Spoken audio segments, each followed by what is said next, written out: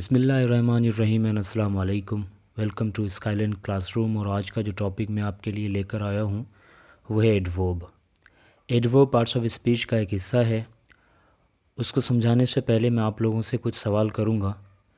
ऐसे बहुत सारे अल्फाज हैं जिनको पार्ट्स ऑफ स्पीच में क्या कहा जाता है हमें नहीं पता होता।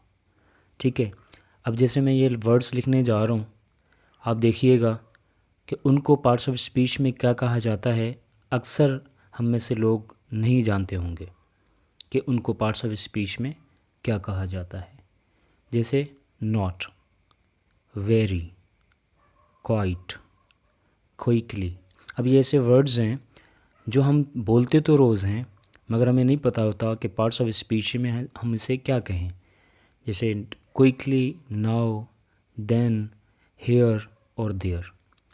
अगर आपको पता है तो वेल एंड गुड, अगर नहीं पता तो मैं आपको बताने जा रहा हूँ। अब इन तमाम वर्ड्स को पार्ट्स ऑफ स्पीच में कहा जाता है एडवर्ब। ठीक है जी।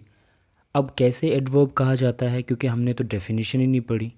अब डेफिनेशन अगर मैं आपको बताऊं तो आपके सामने है कि एक वर्ड है जो मॉडिफाई करता है मीनिंग को। किसकी मीनिंग? वर्ब की, एडजेक्टिव की या फिर दूसरे किसी एडवर्ब की। वर्ब की मीनिंग के बारे में बताए, उसको मॉडिफाई करे, उसके बारे में और बताए, या एडजेक्टिव यानी खासियत के बारे में बताए, उसको मॉडिफाई करे, या फिर एडवर्ब के बारे में बताए। अब एग्ज़ाम्पल अगर आप देखेंगे तो आपको और भी आसानी होगी समझने में। जैसे एग्ज़ाम्पल है ही रन्स क्विकली। अब यहाँ पर रन जो है, ठीक है, ये वर्ब है आपका। ठीक है, इसके बारे में बता रहा है। कौन सा वर्ड बता रहा है इसके बारे में? मॉडिफाई इसको कौन कर रहा है? क्विकली। तो आपका जो एडवर्ब है वो क्विकली है, रन्स नहीं है। ठीक है जी। तो रन के बारे में असल में बता रहा है, इस वजह से मैंने रन को हाईलाइट कर दिया है ताकि आपको समझ में आ जाए definition. This is very sweet mango. अब यहाँ पर वेरी जो है वो भी आपको बता रहा है किसके बारे में? स्वीट मैंगो के बारे में, यानी स्वीट एडजेक्टिव है उसके बारे में बता रहा है। He reads quite clearly.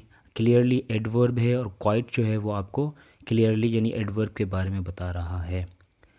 पर मैंने इससे भी आसान आपके लिए डेफिनेशन बनाई है जो आपको आसानी होगी समझने में भी और याद रखने में भी।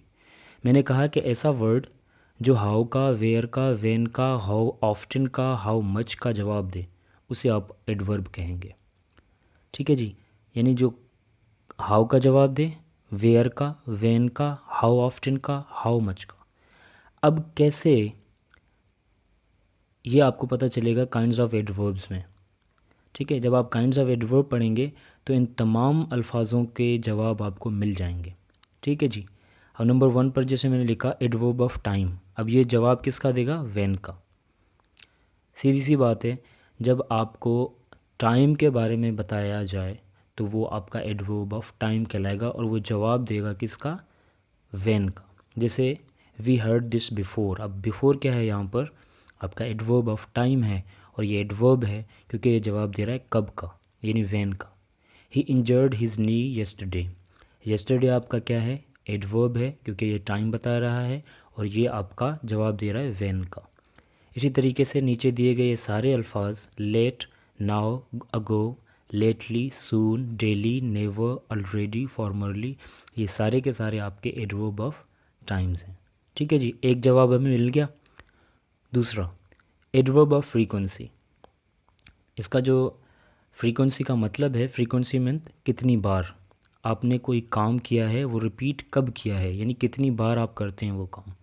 हाउ ऑफ्टन, ये जवाब देगा किसका? हाउ ऑफ्टन का। एडवर्ब ऑफ फ्रीक्वेंसी जवाब देगा हाउ ऑफ्टन का, यानी कितनी बार या कितना अक्सर।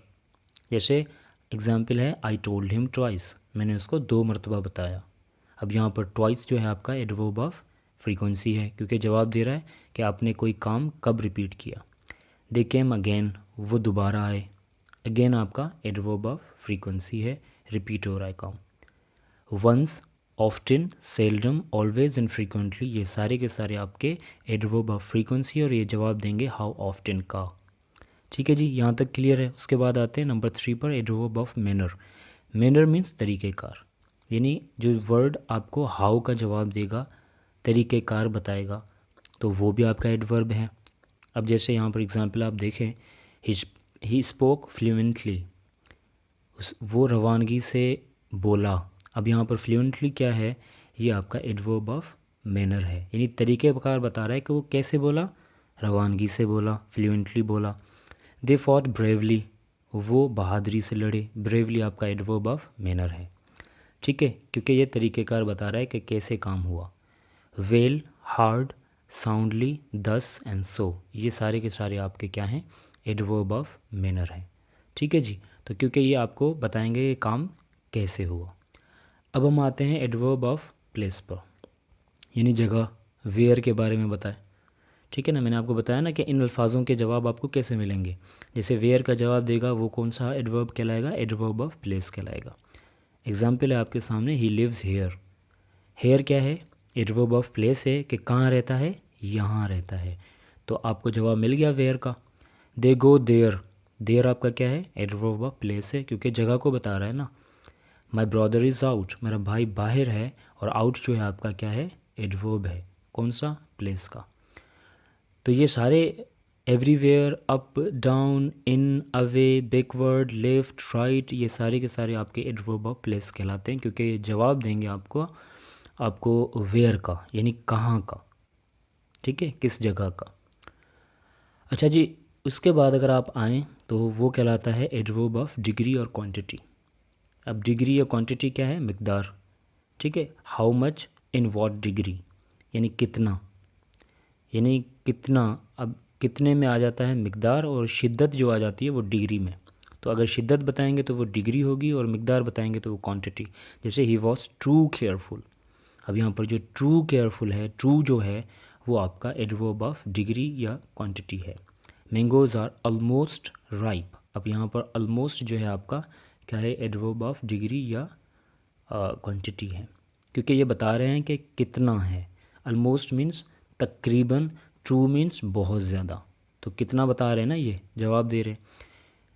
फुली, क्वाइट, इनफ, रादर, सो, पार्टली, एज, प्रीटी, ये सारे के सारे वर्ड्स जो हैं आपके, ये कहलाते हैं एडवर्ब ऑफ डिग्री या क्वांटिटी। अच्छा जी, उसके बाद आता है नंबर 6, एडवर्ब ऑफ अफर्मेशन और नेगेशन, ठीक है। यानी जब आप अफर्म करें, हाँ करें, यकीनी बताएं, और नेगेशन यानी ना करें, तो वो भी आपके जो वर्ड्स होंगे वो आपके एडवर्ब हैं। जैसे श्योरली यू आर मिस्टेकन, अब श्योरली आपका क्या है, ये एडवर्ब ऑफ अफर्मेशन है। आई डू नॉट नो, अब नॉट जो आप यहाँ पर देख रहे हैं ना, ये आपका क्या है, एडवर्ब ऑफ नेगेशन है। और सर्टेनली जो है वो भी आपका अफर्मेशन में आता है, ठीक है, क्योंकि ये बताते हैं कि हाँ, यकीन से, बिल्कुल, तो इस सेंस में हम इसको लेंगे अफर्मेशन। जब आप अफर्म करें, बात को माने, ठीक है, यकीनी बताएं। उसके बाद देखें adverb of reason, he is hence unable to attend, reason का मतलब है वजह।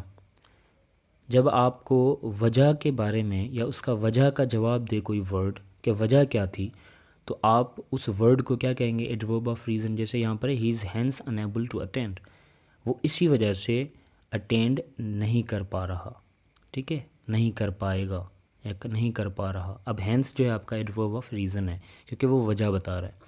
दे देयरफॉर गॉट एंग्री, वो इसी वजह से नाराज़ हो गए। अब देयरफॉर भी आपका क्या है, एडवर्ब ऑफ रीज़न है, ठीक है जी।